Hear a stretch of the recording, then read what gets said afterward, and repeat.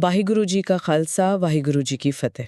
वाहिगुरु जी का खालसा, वाहिगुरु जी की फतेह। Chit chat Punjab में आप सभी का स्वागत है। आज हम एक काफ़ी अहम मुद्दे पे बात करने वाले हैं। ये हमारे गवर्नेंस सिस्टम और पब्लिक लाइफ में ईमानदारी के सवालों से जुड़ा है। केंद्र सरकार ना संसद में 3 नए बिल लाने का सोच रही है। जी। इनका मकसद है कि अगर प्रधानमंत्री, कोई केंद्रीय मंत्री, मुख्यमंत्री या राज्य मंत्री, मतलब कोई भी मंत्री, हाँ, ऊंचे पदों पर बैठे लोग, बिल्कुल, अगर वो किसी गंभीर क्रिमिनल केस में गिरफ्तार होते हैं या समझिए 30 दिन से ज्यादा जुडिशियल कस्टडी में रहते हैं, तो उन्हें पद से हटाने का एक रास्ता बनाया जाए, एक प्रावधान हो। हाँ, ये एक दिलचस्प बात है क्योंकि फिलहाल हमारे कानूनों में देखें तो इस खास सिचुएशन के लिए कोई सीधा नियम है नहीं। सही कहा, एक तरह की कानूनी खामोशी है इस पर। बिल्कुल, और ये बिल शायद इसी खामोशी को तोड़ने की कोशिश है, एक क्लियर सिस्टम बनाने की। तो आज हम इन्हीं बिल्स को थोड़ा गहराई से समझेंगे कि ये हैं क्या, क्यों लाए जा रहे हैं और अगर ये लागू होते हैं तो क्या बदल सकता है। चलिए इस पर विस्तार से बात करते हैं। तो सबसे पहले ये समझते हैं कि आखिर इस नए कानून की जरूरत क्यों पड़ रही है, अभी के सिस्टम में कहाँ कमी है। बिल्कुल, देखिए जो अभी का लीगल फ्रेमवर्क है ना, उसमें एक बहुत साफ कमी है। एक कानून है representation of the people act 1951, उसकी धारा 8 है। हाँ, वो तो सजा होने पर अयोग्य ठहराने की बात करती है ना। जी हाँ, बिल्कुल, कम से कम 2 साल की सजा होने पर। लेकिन ये है सजा होने के बाद की बात। अब सोचिए, अगर कोई मंत्री, प्रधानमंत्री हो या मुख्यमंत्री किसी सीरियस क्रिमिनल केस में गिरफ्तार हो जाएं या लंबी जुडिशियल कस्टडी में रहें, हाँ, पर अभी दोषी साबित नहीं हुए, तो उन्हें पद से हटाने का कोई ऑटोमेटिक या कोई साफ कानूनी तरीका अभी नहीं है। ये एक तरह का ग्रे एरिया है। नहीं लगती है, खासकर जब पद इतने इम्पोर्टेंट हो। हाँ, और शायद इसी कमी को पूरा करने के लिए सरकार ये 3 खास बिल लाने का प्रस्ताव कर रही है। पहला है संघ राज्य क्षेत्र सरकार संशोधन विधेयक 2025। दूसरा, संविधान 130वां संशोधन विधेयक 2025। संविधान संशोधन भी? जी हाँ, और तीसरा है जम्मू कश्मीर पुनर्गठन संशोधन विधेयक 2025। अच्छा, पर ये 3 अलग-अलग बिल क्यों? एक ही कानून से काम नहीं चल सकता था? ये अच्छा सवाल है। दरअसल हमारे देश में जो गवर्नेंस का स्ट्रक्चर है वो थोड़ा कॉम्प्लेक्स है। जैसे केंद्र शासित प्रदेश हैं दिल्ली की तरह, फिर राज्य हैं और केंद्र सरकार है। सबके लिए कानूनी आधार अलग अलग हैं। और जम्मू कश्मीर का तो खैर अपना अलग सिस्टम है पुनर्गठन एक्ट के बाद। बिल्कुल, तो इन तीनों एरियाज को कवर करने के लिए अलग अलग कानूनों में बदलाव करने की जरूरत है। जैसे जो पहला वाला बिल है संघ क्षेत्र वाला, वो दिल्ली पुडुचेरी जैसे यूटीज के लिए जहां विधानसभा है। ठीक है। फिर जो संविधान संशोधन बिल है वो सीधा सेंटर यानी प्रधानमंत्री, केंद्रीय मंत्री और सभी राज्यों के मुख्यमंत्री, राज्य मंत्रियों पर लागू होगा, क्योंकि ये संविधान के अनुच्छेद 75 और 164 में बदलाव करेगा, और दिल्ली के लिए अनुच्छेद 239 ए में भी। ओह, काफी फंडामेंटल चेंजेस। हाँ, और तीसरा जम्मू कश्मीर वाला बिल वो खास तौर पर JNK यूटी के लिए है। और ये भी सुनने में आ रहा है कि शायद गृह मंत्री इन्हें संसद की जॉइंट कमेटी को भी भेज सकते हैं विचार विमर्श के लिए। समझ गई, मतलब हर लेवल पर इसे लागू करने के लिए उस खास कानून में बदलाव करना पड़ेगा। अब जरा इन बदलावों के अंदर झांकते हैं। इनमें असल में बदलने की बात क्या हो रही है? जरूर, देखिए, अगर हम प्रस्तावित संशोधनों को देखें, पहला जो केंद्र शासित प्रदेश अधिनियम 1963 है, हाँ। उसकी धारा 45 में बदलाव का प्रस्ताव हाँ, है। ये धारा किस बारे में है? ये मुख्यमंत्री और मंत्रियों की नियुक्ति और उनके कार्यकाल से जुड़ी है। अब इसमें यह जोड़ा जाएगा कि अगर मुख्यमंत्री या मंत्री वो शर्तें पूरी करते हैं, मतलब गंभीर अपराध में 30 दिन कस्टडी वाली, हाँ। तो उपराज्यपालों ने पद से हटा सकेंगे। अच्छा। दूसरा, संविधान। यहाँ 3 इंपॉर्टेंट आर्टिकल्स में बदलाव का प्रस्ताव है। एक तो अनुच्छेद 75 जो प्रधानमंत्री और केंद्रीय मंत्रियों की नियुक्ति से जुड़ा है। इसमें वही 30 दिन कस्टडी वाली शर्त जुड़ेगी जिसके पूरा होने पर पद से हटना होगा। फिर अनुच्छेद 164 जो राज्यों के मुख्यमंत्री और मंत्रियों के लिए है। अच्छा, इसमें भी बिल्कुल वैसा ही बदलाव है। और तीसरा अनुच्छेद 239 AA, ये खास दिल्ली के मुख्यमंत्री और मंत्रियों के लिए है। इसमें भी पद से हटाने का वही आधार जोड़ा जा रहा है। और जम्मू कश्मीर वाले एक्ट में? जम्मू और कश्मीर पुनर्गठन अधिनियम 2019 की धारा 54 है जो वहां की काउंसिल ऑफ मिनिस्टर्स से जुड़ी है। उसमें एक नया क्लॉज 4A जोड़ने का प्रस्ताव है। वो भी यही 30 दिन कस्टडी वाली शर्त और पद से हटाने की प्रक्रिया लागू करेगा। ये तो काफी बड़े बदलाव लग रहे हैं। संविधान के बेसिक स्ट्रक्चर से जुड़े आर्टिकल्स तक में चेंजेस। अब आते हैं सबसे अहम सवाल पर, पद से हटाने का सॉलिड बेसिस क्या होगा और प्रोसेस क्या होगा? आपने 30 दिन और सीरियस क्राइम कहा, इसे थोड़ा और साफ करेंगे। बिल्कुल। और यहीं पर बात और भी दिलचस्प हो जाती है, क्योंकि ये शर्तें ही इस कानून की बुनियाद है। तो पद से हटाने के लिए 2 मेन शर्तें हैं। हाँ। पहली कि जो मंत्री हैं, प्रधानमंत्री, मुख्यमंत्री या कोई भी मंत्री, उन्हें किसी ऐसे क्रिमिनल केस में गिरफ्तार या हिरासत में लिया गया हो जिसमें सजा 5 साल या उससे ज्यादा हो सकती है। अच्छा, मतलब सिर्फ गंभीर अपराध, छोटे मोटे मामले नहीं। जी हाँ, बिल्कुल, ये फिल्टर जरूरी है। दूसरी शर्त, उस मंत्री को उस मामले में लगातार 30 दिनों तक हिरासत में रखा गया हो, पुलिस कस्टडी हो या जुडिशियल कस्टडी। लगातार 30 दिन, ये लगातार शब्द जरूरी है। बहुत जरूरी है। अगर बीच में जमानत मिल गई तो वो गिनती टूट जाएगी, फिर से शुरू होगी अगर दोबारा हिरासत में लिया गया। अच्छा, तो अपराध गंभीर हो, सजा 5+ साल की हो और कस्टडी लगातार 30 दिन की हो। इसके बाद क्या होगा? मतलब प्रक्रिया क्या होगी? कोई कमेटी बैठेगी या फैसला अपने आप हो जाएगा? प्रक्रिया भी काफी हद तक साफ बताई गई है। खासकर जो जम्मू कश्मीर के लिए दी हैं डिटेल्स, उससे अंदाजा लगता है कि शायद बाकी जगह भी वैसा ही कुछ हो। जैसे जम्मू कश्मीर में प्रक्रिया ये होगी कि अगर कोई मंत्री लगातार 30 दिन हिरासत में रहता है उन शर्तों के साथ, तो 31वें दिन उपराज्यपाल यानी एलजी मुख्यमंत्री की सलाह पर उस मंत्री को पद से हटा देंगे। मुख्यमंत्री की सलाह पर? हाँ, लेकिन इसमें एक और पेच है। वो क्या?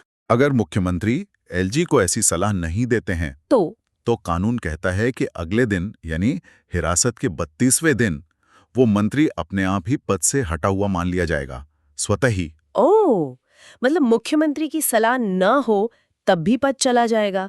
ये तो एक तरह की ऑटोमेटिक प्रोसेस लग रही है। हाँ, काफी हद तक। क्या सेंटर और राज्यों के लिए भी ऐसा ही कुछ सोचा गया है? जी, जो केंद्र और राज्यों के लिए प्रस्तावित संशोधन हैं, अनुच्छेद 75 और 164 में, उनकी भाषा भी कुछ ऐसी ही तरफ इशारा करती है।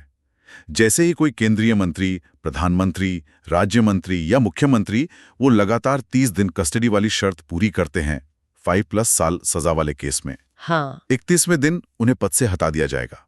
ये प्रक्रिया काफी ऑटोमेटिक सी लग रही है। शायद इसमें किसी की मर्जी या विवेकाधिकार की गुंजाइश कम रखी गई है। हो सकता है राष्ट्रपति केंद्र में या राज्यपाल राज्य में को बस इस फैक्ट को सर्टिफाई करना हो कि हाँ 30 दिन पूरे हो गए हैं। ये प्रक्रिया तो सुनने में काफी सख्त लग रही है। अब सवाल ये है कि सरकार इन कड़े नियमों के पीछे तर्क क्या दे रही है? इन बिल्स का जो statement of objects and reasons होता है, उसमें क्या लिखा है? हाँ, जो उद्देश्यों और कारणों का ब्यौरा दिया गया है उसमें मुख्य तौर पर 2-3 बातें कही गई हैं। पहला, संवैधानिक नैतिकता यानी कॉन्स्टिट्यूशनल मोरालिटी की रक्षा। अच्छा, वो कैसे? उनका कहना है कि इतने ऊंचे पब्लिक ऑफिस में बैठे व्यक्ति से उम्मीद की जाती है कि उनका आचरण बहुत ऊंचे नैतिक स्तर का हो। अब अगर ऐसा व्यक्ति किसी गंभीर आपराधिक आरोप में लंबे समय तक हिरासत में है और पद पर बना हुआ है, तो ये संवैधानिक नैतिकता के उसूलों के खिलाफ है। ठीक है। और दूसरा पॉइंट है जनता का विश्वास यानी पब्लिक ट्रस्ट। तर्क ये है कि चुने हुए नेता जनता की उम्मीदों के प्रतीक होते हैं।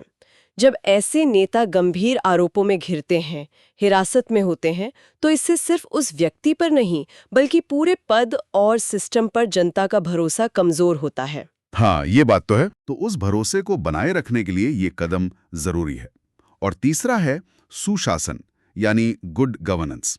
ये भी कहा गया है कि भाई अगर कोई मंत्री हिरासत में है तो वो अपने संवैधानिक और सरकारी काम ठीक से कैसे करेगा। सही बात है, जेल से सरकार चलाना तो मुश्किल है। हाँ, तो इससे शासन व्यवस्था में रुकावट आती है।